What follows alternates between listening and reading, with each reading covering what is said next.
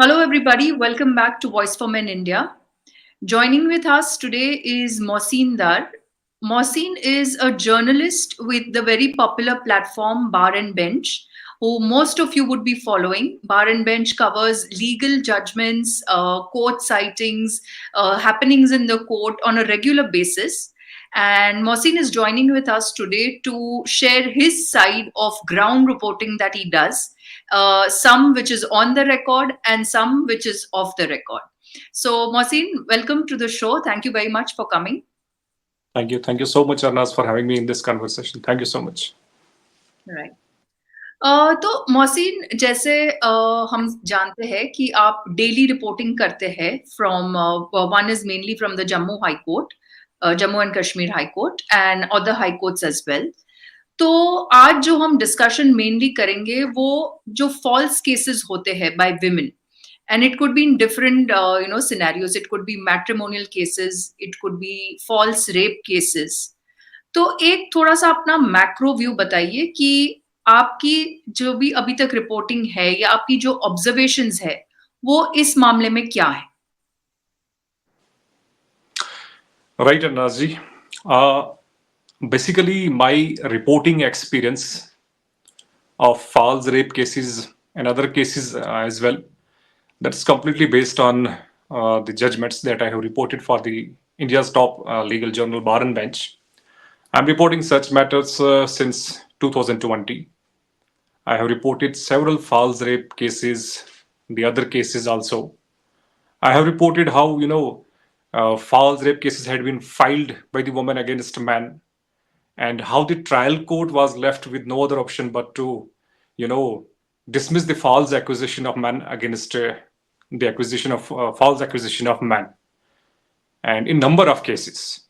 So it's not possible नहीं है उन तमाम cases को यहाँ पे brief करें, explain करें, but I would definitely give some examples of some interesting cases, I must say.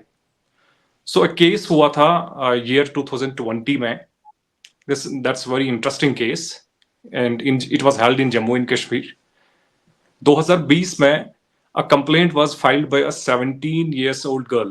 17 साल की एक लड़की है, उसकी तरफ से complaint फाइल की गई against a man, and the complaint was filed under section 376, that is a rape, and the POCSO Act, which is a minor, because the complainant is a 17 years old, she's a minor. Then the complaint was filed under section 376 and the POCSO Act. The charges, the allegations were so serious. Then subsequently, FIR was registered and the man was arrested by the police, the local police. Thereafter, after some time, the police concerned submitted a final charge sheet in the court, in the trial court. The trial was commenced, and the complainant was examined as well as cross-examined. When she was cross-examined, several questions were, she was asked by the defense counsel many questions in her cross-examination. And in her cross-examination, she stated that I was actually not raped. I was not sexually assaulted. I was simply slapped. ये उसने अपने cross examine में कहा कि actually मेरे साथ कोई rape नहीं हुआ है. I was not sexually assaulted. मुझे सिर्फ जो है I was simply slapped by the man, by that very much accused person. And in her cross examination, she stated that a man was sitting outside the police station. He wrote an application for me, and he told me, he suggested me that if you will just simply file a case of slapping, then police could not arrest the accused person. So you must add, ये सारी चीजें cross examine में आई हैं. Then you must add section 376 and some provisions of the POCSO Act so that police can arrest him. Then this is how the section 376 and the POCSO Act was incorporated. The provisions, the sections of the POCSO Act were added in the complaint, and the complaint was handed over to the police, and the FIR was registered, man was arrested. This is what she stated in her cross-examination. Her parents were also cross-examined by the defense counsel. Number of questions they were asked by the defense counsel. The mother in her cross-examination simply stated that whatever I have stated, I was told by my daughter, and I have stated the same. The father became the hostile.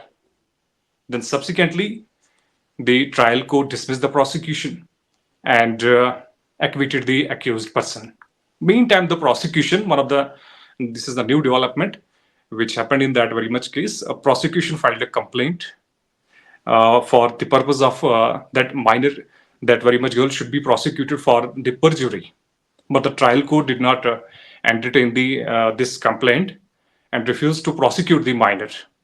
Then the prosecution moved a petition in the High Court. And the High Court also simply held that minor can't be prosecuted for perjury because if you read the Act, the POCSO Act, it is clearly written that minor can't be prosecuted for the perjury, for making the false statements of rape. So this is one interesting case where one can easily understand that false rape cases actually happen in the society. False accusation of men actually happen in the society. There are a number of cases, but I would give one more example of a interesting case. What happened actually a few years back?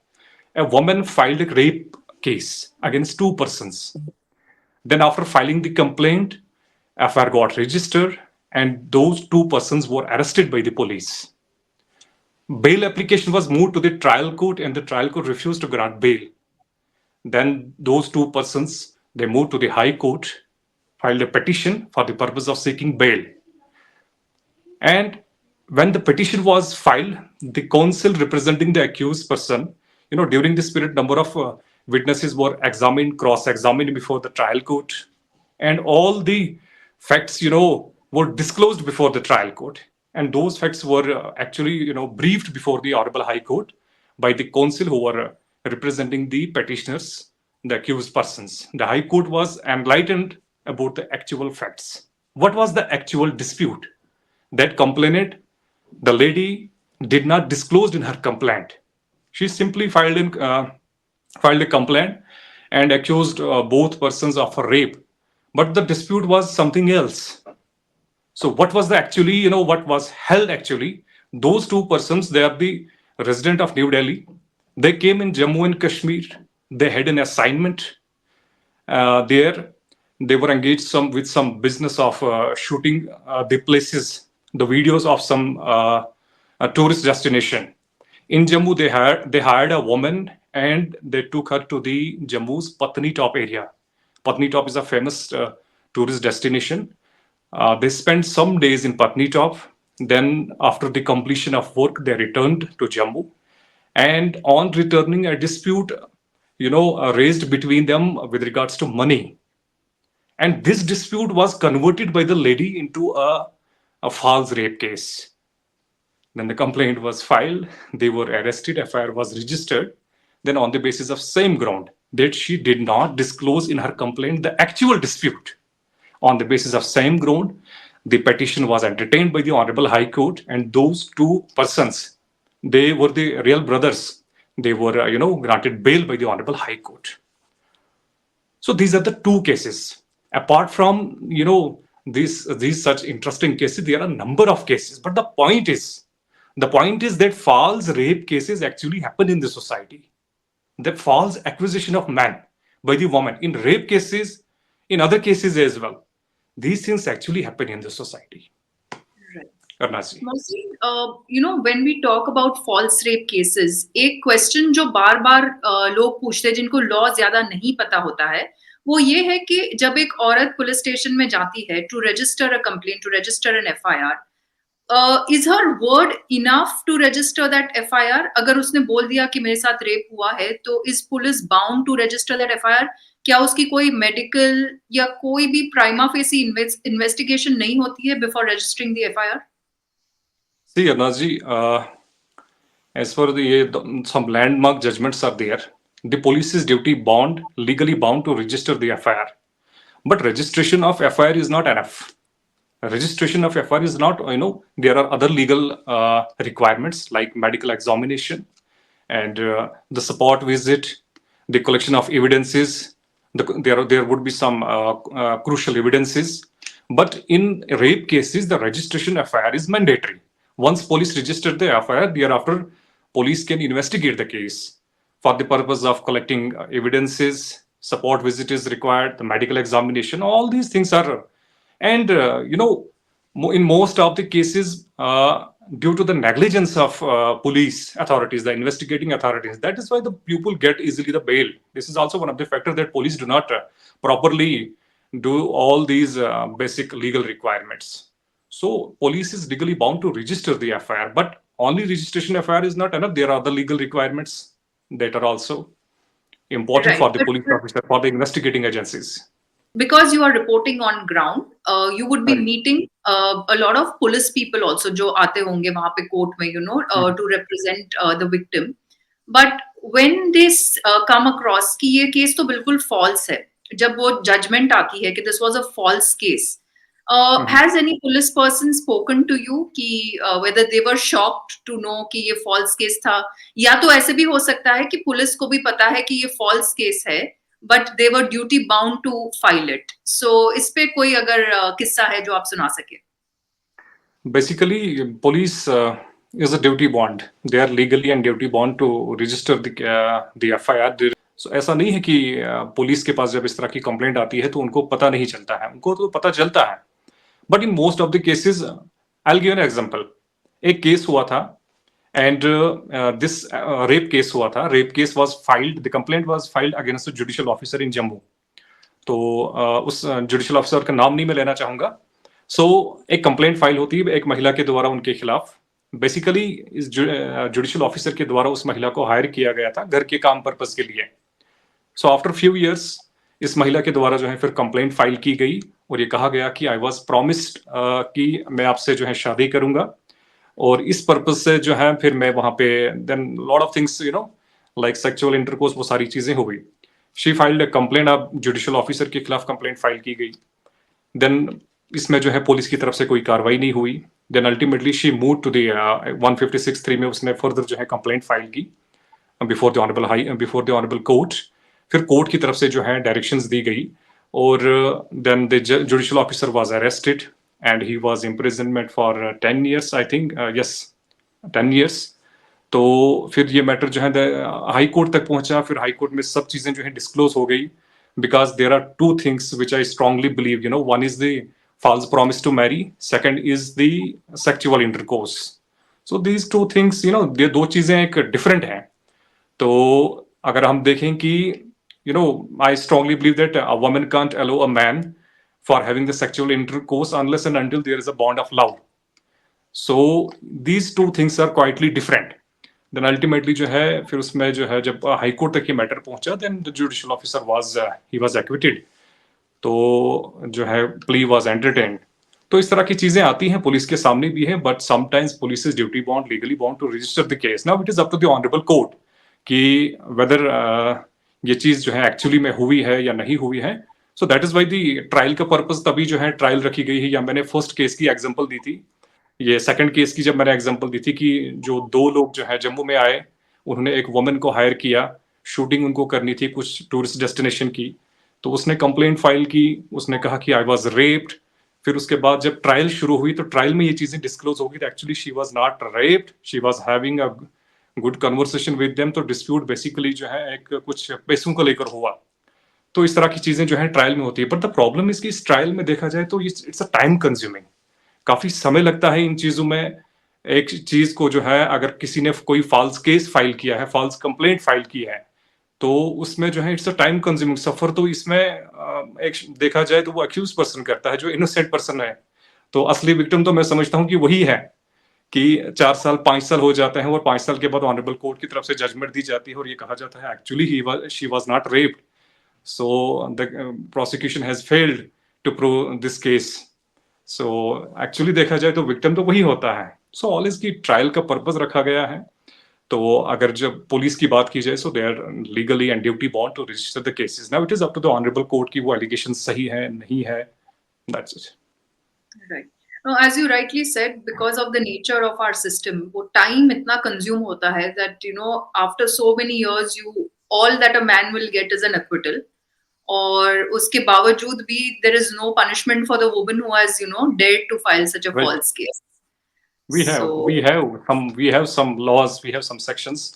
Even in my first example of case, the case जिसकी मैंने पहले example दी थी, उसमें भी देखा जाए तो complaint was filed by the prosecution again for the prosecution of this woman, the 17 years old. But there is a category of women who are exempted from the, even they, if they file the false cases, like this 17 years old girl, she filed a false rape case, और ये clearly prove हुआ है court में.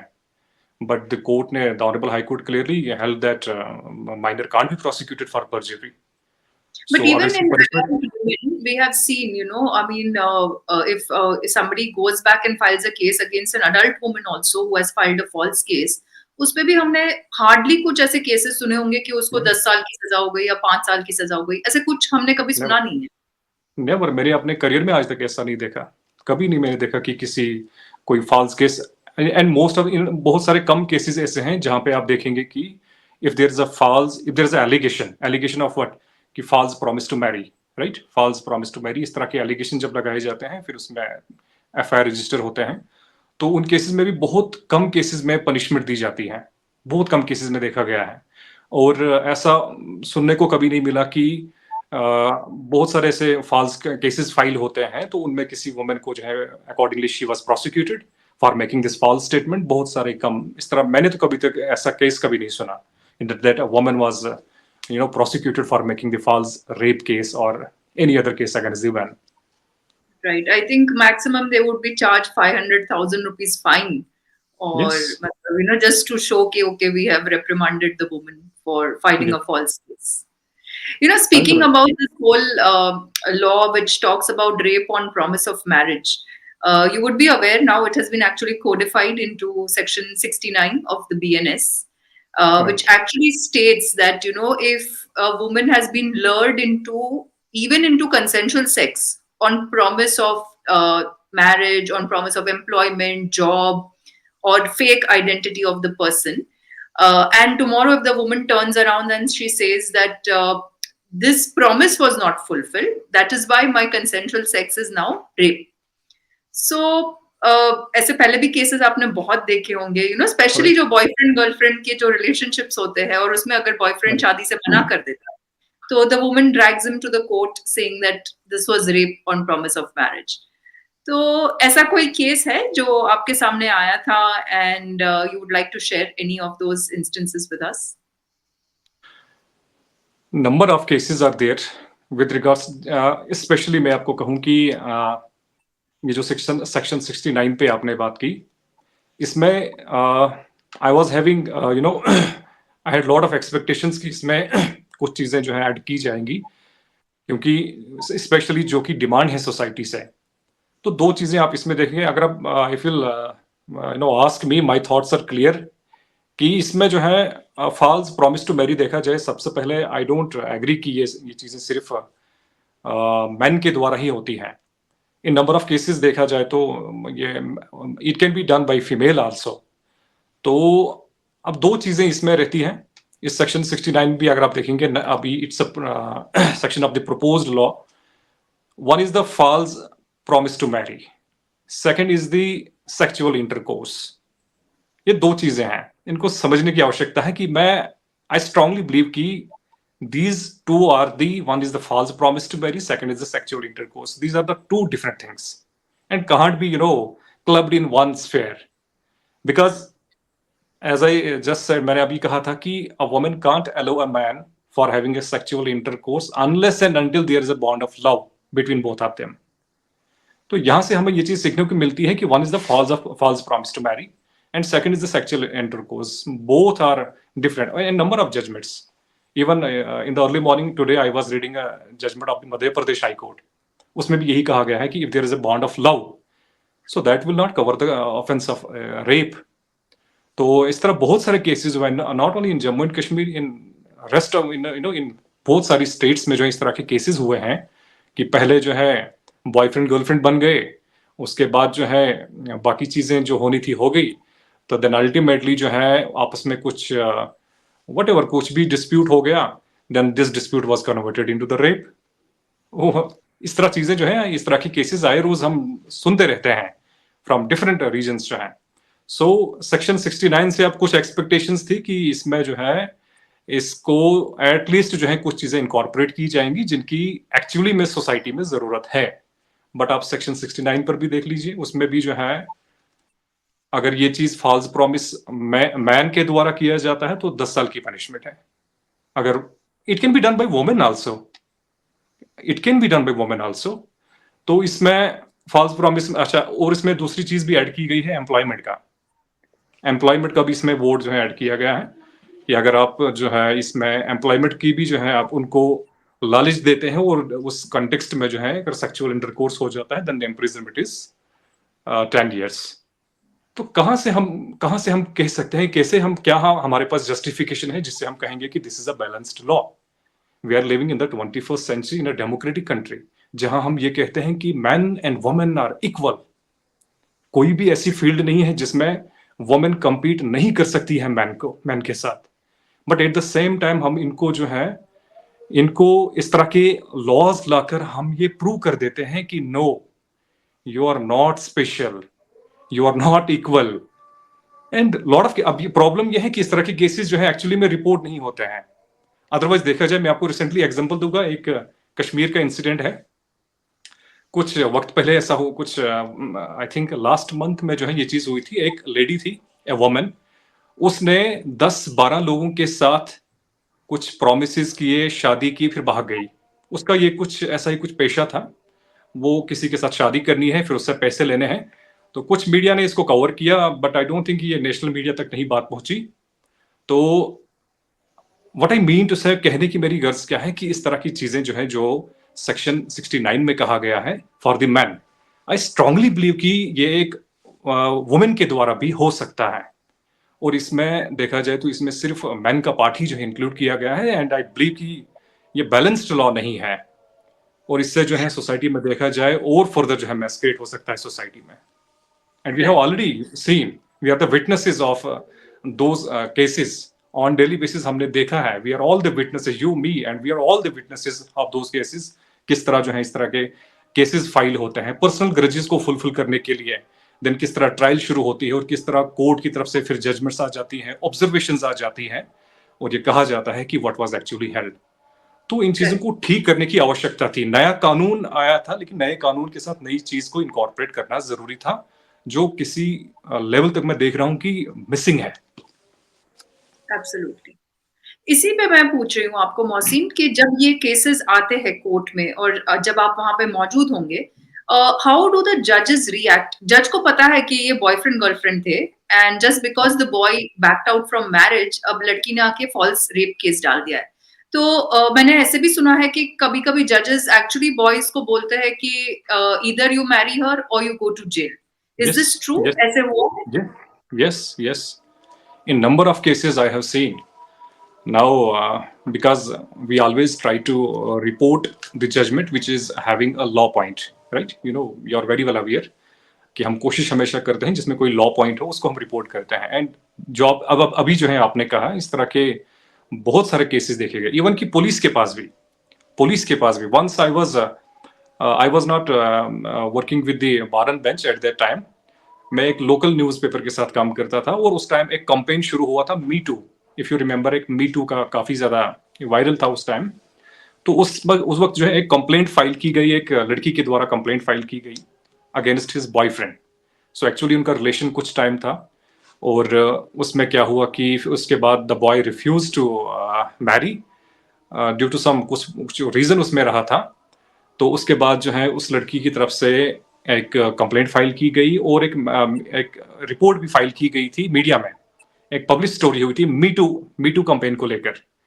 Then उसमें जो है I was also approached, मैंने उसमें स्टोरी नहीं की, बट वो मैटर जो है फिर सारा वहीं पुलिस स्टेशन में ही जो है सॉल्व किया गया। लड़के को बुलाया गया, उसको ऑफिस से उठाया गया, वहीं पे सारी काउंसलिंग हुई। ही वाज थ्रेटेंड कि अगर आप इसको एक्सेप्ट नहीं करेंगे तो आपके खिलाफ कार्रवाई इस तरह की हो सकती है। तो फिर उसने जो है सारी चीजों को एनालाइज करके उसने एक्सेप्ट कर लिया, शादी हो गई उनकी। ये सच का केस है। फिर शादी उनकी हो गई, और उसके बाद एक बच्चा भी उनका हो गया। आज की डेट में वो साथ में नहीं है, उनका डाइवोर्स हो चुका है। बच्चा भी उनके पास नहीं है, बच्चा जो ग्रैंड पेरेंट्स है उनके पास है। लड़की अपने लाइफ जी रही है, लड़का अपना जो है अपना कारोबार कर रहा है, और बच्चा किसी और के हवाले है। तो हमने क्या अचीव कर लिया इस चीज से? इस तरह की चीजें जो होती है, जो कोर्ट हम में भी होती है। जो कंसेंट बोलते हैं, consent is only for women, you know, जो हम कैंपेन जो चली थी, नो मीन्स नो, तो ये यस। हक तो हमने सिर्फ लड़कियों को देके रखा है कि अगर आपको शादी से इनकार करना है, आपको रिलेशनशिप से इनकार करना है, तो आपके पास पूरा हक है, not just in the beginning but even after dating for 10 years, if you want to back out you can say no means no. लेकिन जैसे आपने बताया, अगर बॉयफ्रेंड या जो मेल पार्टनर है वो सेम चीज करता है, तो या तो राइट। उसे थ्रेटन किया जाता है कि आप शादी कीजिए, नहीं तो आप जेल जाइए। जेल जाएंगे। एंड दिस हैपेंस, ये एक्चुअली में सोसाइटी में हो रहा है। और दैट्स व्हाई मैं कह रहा था कि जो नया लॉ आया था, इस नए लॉ के साथ काफी एक्सपेक्टेशंस थी कि जो डिमांड सोसाइटी में है, जिस चीज की डिमांड है सोसाइटी में, वो एटलीस्ट इसमें इनकॉर्पोरेट किया जाएगा। बट अनफॉर्चुनेटली वो नहीं है। That is quite missing. और कहते हैं कि कानून जो है, लॉ जो है, तभी जन्म लेता है जब सोसाइटी में इश्यूज रेज होता है। I give an example like पहले सेक्शन 498A हुआ करता था, क्रोल्टी बाय द हस्बैंड और the relatives of husband against the woman. तो फिर इसमें जो है लॉ मेकर्स को लगा कि शायद ये कानून सफिशिएंट नहीं है, फिर 2005 में उन्होंने डोमेस्टिक वायलेंस एक्ट लाया। तो यहाँ पर जो है अदरवाइज इसमें देखा जाए कि लॉ वाज नॉट, इसमें लगा, लॉ मेकर्स को लगा कि नया कानून लाने की जरूरत है, demand was raised from the society. तो इस तरह के केसेस जब हमारे सामने आते हैं, जिससे ये मैसेज आ जाता है कि एक्चुअली में जो है कुछ नई चीज लाने की आवश्यकता है, ताकि ये जो मैस सोसाइटी में है, इसको जो है, इस एटलीस्ट ये खत्म हो सके। लेकिन नहीं है, नया लॉ आया लेकिन नई चीजों को इनको कॉर्पोरेट करना था, वो चीजें अभी भी देखें आप उसमें that are quite missing. Right. Mohsin, tell me, law is the same across India, but do you see judges giving different kinds of interpretation of that law? Cases same होंगे, लेकिन बेंच जो अलग अलग होते हैं वो उसी सेम इंस्टेंस को अपनी तरह से इंटरप्रेट करेंगे, तो एक जजमेंट बिल्कुल अलग होगी, एक जजमेंट बिल्कुल अलग होगी ऑफ द सेम सिनेरियो। ऐसे केसेस देखे आपने? ऐसे केसेस अब इसमें देखें, केसेस में देखा जाए तो जजमेंट्स बेसिकली बहुत सारे कम ऐसे केसेस देखे हैं। बट ये है कि हाँ, एक ओपिनियन का क्लैश रहता है बिटवीन द जजेस आल्सो। बहुत सारे केसेस हुए हैं। तो खास करके रेप केसेस में भी देखा देखा जाए कि एक कोर्ट की एक अपनी ऑब्जर्वेशन रहती है, दूसरे कोर्ट की अपनी ऑब्जर्वेशन रहती है। तो हाँ, बहुत सारे केसेस ऐसे रहे हैं जिसमें केरल हाई कोर्ट के जजेस ने एक ऑब्जर्वेशन दी है। तो देखा जाए तो दिल्ली हाई कोर्ट या जे एंड के हाई कोर्ट की तरफ से दूसरी कुछ ऑब्जर्वेशन दी गई है। खास करके आप इसी पे देख लीजिए, आपका कंसेंशुअल रेप जो आपने कहा, रिलेशनशिप्स, इसी पे डिफरेंट कोर्ट्स की तरफ से डिफरेंट हमें ऑब्जर्वेशन सुनने को मिली, डिफरेंट जजमेंट्स इस पे आई। या फिर इसमें ये जो अभी मैं लव बॉन्ड की मैं बात कर रहा था कि one is the promise to marriage and second is the love bond. इस पर देखा जाए तो डिफरेंट कोर्ट्स की तरफ से डिफरेंट ऑब्जर्वेशन जो है सुनने को मिली है। मध्य प्रदेश हाई कोर्ट से एक जजमेंट है, वहां से एक ऑब्जर्वेशन निकल के सामने आई है। केरल हाई कोर्ट से, Punjab and Haryana high court से, हिमाचल हाई कोर्ट से डिफरेंट तरह की जो है ये चीजें आती हैं। एंड देखा जाए तो ये बेसिकली सब फैक्ट्स पे डिपेंड करता है, किस तरह के फैक्ट्स, बिकॉज हर एक केस के अपने फैक्ट्स होते हैं। और ये ऑब्जर्वेशन जो है उन्हीं फैक्ट्स से निकल कर आती है। और बहुत सारे केसेस हैं जिनमें ये देखा गया है कि एक कोर्ट की जो ऑब्जर्वेशन है वो किसी हद तक दूसरे कोर्ट के ऑब्जर्वेशन से, one is the observation, second is the direction. तो ऑब्जर्वेशन की मैं जहां तक बात करूं, तो हर इन तरह के केसेस में देखा गया है कि ऑब्जर्वेशन जो है हर एक की अपनी अपनी डिफरेंट होती है। वो रीजन ये हो सकता है कि एक कोर्ट की अपनी, एक जज की अपनी एक मेंटेलिटी होती है केस को अंडरस्टैंड करने की, या उस पे जो है अपना ओपिनियन एक्सप्रेस करने की। So that could be the reason. Sure. I'll ask you about one case, Mohsin, which had become quite viral, at least with a lot of men who are fighting their cases. ये एक domestic violence case था, I think 2020 में, if I'm not wrong, from Jammu. Very interesting case. Yes, and मैं बता दूं जो viewers देख रहे हैं, in this case it was I think one of the rarest cases जहाँ पे कोर्ट ने जो वाइफ है उस पे पेनल्टी लगाई थी of 10 lakh rupees for filing yes. A false domestic violence case against a husband. और ये मोहसिन ने काफी क्लोजली कवर किया था, तो इस पे थोड़ा डिटेल में बताइए ये क्या केस था। और मतलब we have never heard this kind of penalty on any woman across India, तो इसमें क्या स्पेशल था? Was that man very influential या क्या था ये case? Yes. First of all, I'll tell you the observation which was given by the Honorable Judge, Mr. Fayaz Ahmad Qureshi, in that very much case. Yes, it was held in 2021. I think 2021. The observation was drawn by the Honorable Judge that Domestic Violence Act was enacted to protect the woman, not to harass the man. This was the line that I took, and I covered the story on the basis of same line. And number of media houses then covered this news. So the facts are important. I'll just tell you what was held actually. A complaint was filed by the woman, a wife, against her husband. And the complaint was filed under Section 12 of the Domestic Violence Act, along with several relief that she sought from the Honorable Court. The Honorable Court sought objections from the other side, and ultimately the court found that prima facie there is no need to give the reliefs which she is claiming. Then subsequently, the Honorable Court refused to give those reliefs. Then she moved to the Honorable High Court, challenging the trial court order. She challenged the trial court order before the Honorable High Court. The High Court also dismissed her plea and upheld the trial court order. Then she moved to the Honorable Supreme Court. And in Supreme Court, she challenged both the orders. The orders are passed by the Honorable High Court and the order passed by the trial court. But the Supreme Court refused, dismissed her plea, and upheld the order which was passed by the High Court and the order which was passed by the trial court. Then she returned to Srinagar. This case was held in Srinagar. And in Srinagar, she withdrew her complaint and filed afresh under Section 12 of the Domestic Violence Act. So this was basically, she was having some criminal like conspiracy. Then she withdrew her complaint, filed another complaint. And when she filed another complaint, the Honorable Court analyzed her whole records. And when the court found it that she has already moved to the High Court and the Supreme Court, then on the basis of same, her complaint was dismissed, and she was fined rupees 10 lakh. You are right, she was fined rupees 10 lakh. Along with this observation by the Honorable Judge Mr. Fayaz Ahmad Qureshi, that Domestic Violence Act was enacted to protect the woman, not to harass the woman, not to harass the man. So she misused the law. And the observation came after the honorable court found that she had actually misused the law. Yes, Right. this was the But case. मैं यही बोल रही थी Mohsin, because if one judge can take this call, he can give this kind of judgment where he is, putting costs on the woman for misusing the law, for wasting time of the court. Why aren't the other judges, whether in Jammu or across India, also taking the same line? क्योंकि उनके पास भी daily ऐसे cases आते हैं जहाँ पे only to teach a lesson to the husband या जो भी इनके Right. Reason they have just come to court for time wasting time of the court so why don't the जजेस take the same line as a president Right, Arnaz ji, you're right. Not only in Srinagar, I am sure कि इस तरह के incident जो हैं बाकी areas में भी होते होंगे. I'll give an example. एक जम्मू में भी एक ऐसा इंसिडेंट हुआ था, और इसमें जो डोमेस्टिक वायलेंस में कंप्लेंट फाइल की गई थी सेक्शन 12 में, it was filed by the husband. We are very well aware कि सेक्शन 12 जो है बेसिकली इसमें women can file a complaint. लेकिन उस केस में क्या हुआ था कि उसमें जो हस्बैंड है उसकी तरफ से सेक्शन 12 में कंप्लेंट फाइल की गई थी against his wife. This complaint was entertained by the honourable court.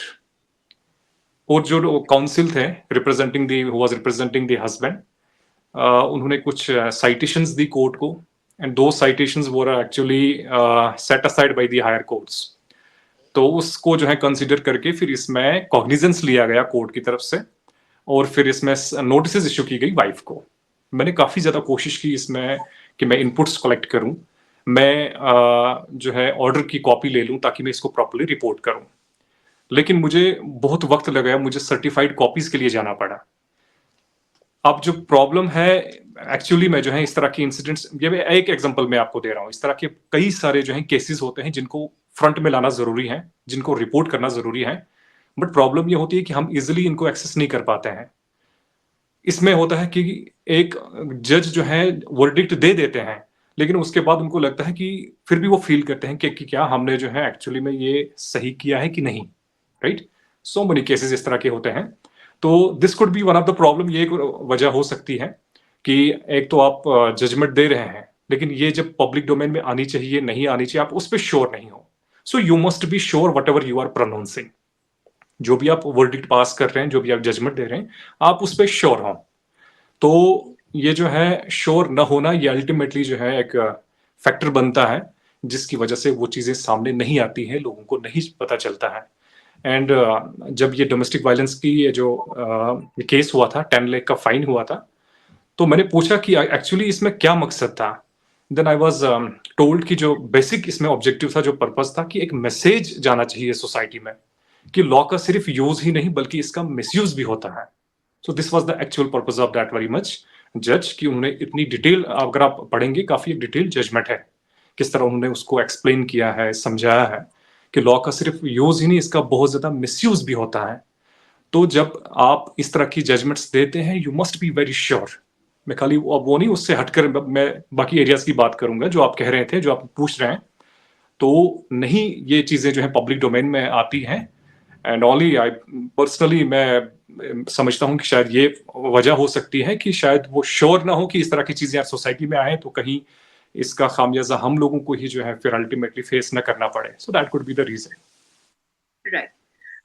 Mohsin, you are a journalist and मैं आपसे ये पूछना चाहूंगी कि जब भी ये फॉल्स केसेस रिपोर्ट होते हैं, वेदर फॉल्स मैट्रिमोनियल केस है, फॉल्स रेप केस है, तो एक नैरेटिव आता है फ्रॉम मेन स्ट्रीम मीडिया या जो वुमेन राइट्स एक्टिविस्ट है कि ये तो सारे वन ऑफ केसेस है। अगर आप इंडिया को एज अ होल देखो तो इसमें से कितने ऐसे केसेस होंगे, ये गिने चुने आप कुछ केस रिपोर्ट कर देते हो और फिर उसमें एक हल्ला मचा लेते हो कि सारे ही केसेस फॉल्स है। इज दिस ट्रू, या अपनी रिपोर्टिंग में आपने देखा है कि ये काफी ज्यादा नंबर्स में ये केसेस हो रहे हैं जो एक्चुअल में रिपोर्ट नहीं हो रहे हैं in the media? See, Anas ji, I'll tell you one thing frankly. I don't believe, मैं इससे एग्री नहीं करता कि there are only few cases. I strongly believe कि there are number of false cases, false rape cases and other cases also, like चाहे आप इसको 498A कहिए या फिर FIR कहिए या फिर इसमें आप DV की कंप्लेंट कहिए। I can't say on daily basis इस तरह होते हैं, but I would definitely say कि there are several cases और वो रिपोर्ट नहीं हो पाते हैं। ऑन डेली बेसिस वो चीज़ें रिपोर्ट नहीं हो पाती हैं। We must thank to the legal journals, जिनके रिपोर्टर जो हैं इस वक्त इस तरह की चीज़ें रिपोर्ट कर रहे हैं और लोग पढ़ भी रहे हैं। Now as far as the other media houses are concern, I ask this question. मैं एक कोलीग से बात कर रहा था, अपने कोलीग है मेरे, he works with the national media. Then I told him कि आप इस तरह की चीज़ें रिपोर्ट क्यों नहीं करते हैं? यू हैव द अपॉर्चुनिटी, आप ये चीज़ें कर सकते हैं। देन आई वाज टोल्ड कि उन्होंने बताया कि नंबर ऑफ टाइम्स जो है उन्होंने इस तरह की चीज़ें की हैं। देन उनको जो है कोर्ट से कोई कभी नोटिस आ जाती है, कभी कोई सम्मन आ जाता है। तो एंड इट्स ट्रू, वो कई कई दफ़ा उनको नोटिस भी आई हैं, क्योंकि उन्होंने इस तरह के मैटर जो है पब्लिश किए हैं। बट कभी उन्होंने जो प्रोसिक्यूटरिक्स हैं, जो विक्टिम है, उनका नाम डिस्क्लोज किया, कभी कोई जुवेनाइल का कोई मैटर रिपोर्ट किया, उसमें उनका नाम दिया, and which is prohibited, which is not allowed. तो इस तरह फिर अल्टीमेटली कोर्ट की तरफ से नोटिस आना या जुवेनाइल बोर्ड की तरफ से कोई नोटिस आना, तो ये एक वजह रहती है कि वो मोस्ट ऑफ द केसेस जो है इन चीज़ों को फिर इग्नोर ही करते हैं। तो अब इसमें ये चीज़ है कि चलिए, अब इसमें टाइम चेंज हो रहा है, वक्त बदल रहा है। तो कहते हैं कि reading judgment is an art, reading judgment is an art, and reporting is quite difficult. So that's why कि हमने देखा है कि मोस्ट ऑफ दी जो लीगल जर्नल्स होते हैं वो प्रेफर करते हैं उन रिपोर्टर्स को हायर करना कि those who are having law degrees, because it becomes easy for them, those persons, to read the judgment, to understand the judgment and to report the judgment. This is very important कि हमारी कोशिश हमेशा रहती है कि जब हम किसी जजमेंट को रिपोर्ट करें, कोई भी फैक्ट हमारे से छूट ना जाए, क्योंकि उस जजमेंट को, उस रिपोर्ट को जज ने भी पढ़ना है, उसके उस रिपोर्ट को डिफेंस जो काउंसिल है उसने भी पढ़ना है, दोनों पार्टीज ने, दोनों वकीलों ने उसको पढ़ना है, जज ने भी पढ़ना है, बाकी लोगों ने भी पढ़ना है। तो हमारी कोशिश रहती है कि जितने भी इंपॉर्टेंट फैक्ट्स हैं उस केस के, वो हम मेंशन करें। तो ये भी एक वजह रहती है कि बाकी नेशनल मीडिया देखा जाए वो प्रॉपरली इन जजमेंट्स को नहीं कर पाते हैं। अब चलिए आज तो उनको काफ़ी एक एक्सेस मिल गया है कि मान लेते हैं कि J&K में कोई इंसिडेंट हुआ, चाहे फाल्स रेप केस हुआ या कुछ भी कोई भी केस हुआ या 370 कुछ भी कहिए, तो ईज़ी एक्सेस ये रहता है कि बार एंड बेंच रिपोर्ट कर रहे हैं, बाकी लीगल जर्नल्स रिपोर्ट कर रहे हैं, तो वो उनको कोट करके जो है एक अच्छी स्टोरी सामने ला रहे हैं। टाइम बदल रहा है एंड वी होप कि इन फ्यूचर जो है इसमें और इम्प्रूवमेंट हो। Right.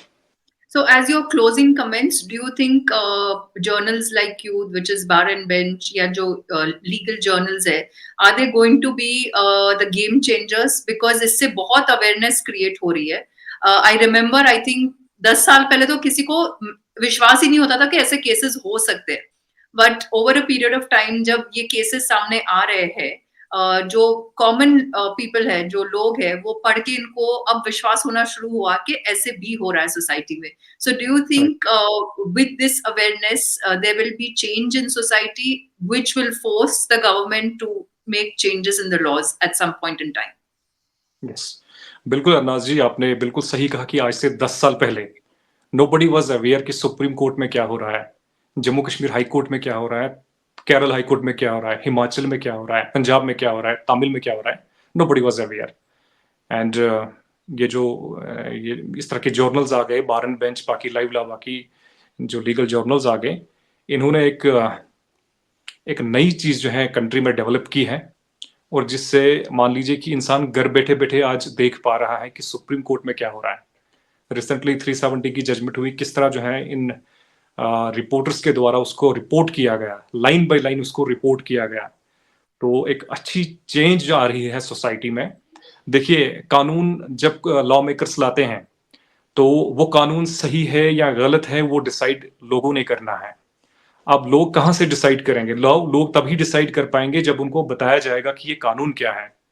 अब अगर आप देखेंगे, अभी आपने सेक्शन 69 की बात की, एक it's difficult for a common person, एक ऑर्डिनरी पर्सन के लिए डिफिकल्ट है इसको प्रॉपर्ली अंडरस्टैंड कर पाना। सो इट्स वी पीपल, हमने हमने ये कोशिश करनी है कि हम उसके लिए इसको ईज़ी बनाएँ, उसको समझाएँ। चाहे फिर हम किसी जजमेंट को रिपोर्ट करके या किसी का इंटरव्यू करके या कोई मेथड और मेथड जो है अप्लाई करके हम उसको एक्चुअली बताएं कि what is the section 69, what is the false case, what is fall acquisition of man. So ये हम लोगों पर जो है ड्यूटी बनती है, हम इसको जो है सिंपलेस्ट तरीके से जो है उस तक पहुंचाए, उसको बताएं। देन अल्टीमेटली जो है फिर एक्सपेक्टेशंस की जा सकती हैं कि आने वाले वक्त में जो है एक अच्छी चेंज सोसाइटी में, कंट्री में जो है अक्रॉस द कंट्री देखने को मिलेगी। Right. No, I think it's very important because जब मैंने भी वॉइस फॉर मैन इंडिया शुरू किया था, मेरा यही ऑब्जेक्टिव था कि अवेयरनेस ही नहीं है, मतलब आधे लोगों को तो पता ही नहीं what is 498A. So right. जब तक अवेयरनेस नहीं होगी तब तक they would not really know what they are headed for. So on that note, I want to thank you very much, Mohsin, for spending so much time and giving your insights to all our viewers. For the viewers, you can press that bell icon because जैसे ही हम नई video डालेंगे, you can be updated with that. And you can read all the articles, including what Mohsin has spoken about, जो domestic violence case था. They are all available on www.voiceformenindia.com. या तो Bar and Bench is always available. You can read number of judgments which could be of help to you all in your own personal cases. So thank you very much for watching. Once again, thank you, Mohsin, for joining us. Thank you so much.